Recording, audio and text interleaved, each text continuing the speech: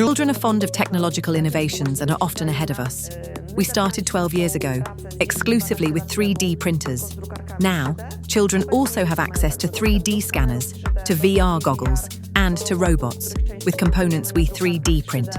I recall my very first 3D printing exhibition, where a young boy, perhaps 8 or 9 years old, came up to me pointing his finger at the 3D printer, asking what it was. Now, if this had been an adult, I wouldn't have had any problem at all explaining it to him in great detail. But to this young boy, I simply didn't know how to respond. And this is precisely how we approach explaining what 3D printing is, what 3D scanning involves, and what 3D design truly means. We demonstrate that 3D printing is truly for everyone, that every child can begin to learn 3D design without being exceptionally prepared, possess specialized equipment, or have any prior knowledge.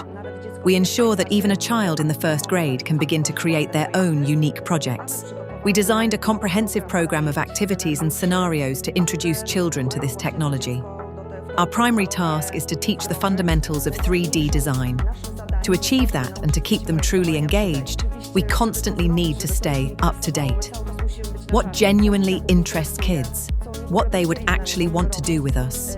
And then, little by little, after a year or two of learning with us, children begin to create on their own, coming to us with their own ideas.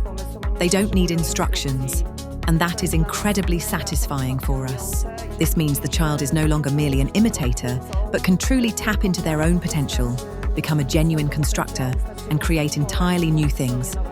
Possessing these valuable skills will undoubtedly prove beneficial in their adult lives. On a national scale in Poland, that's approximately 40,000 children who began to learn about 3D design and printing this year, starting in September. We already have partners in 8 different European countries and a partner located in Ghana in Africa. We're very soon going to be starting our expansion into the Asian markets and the United States.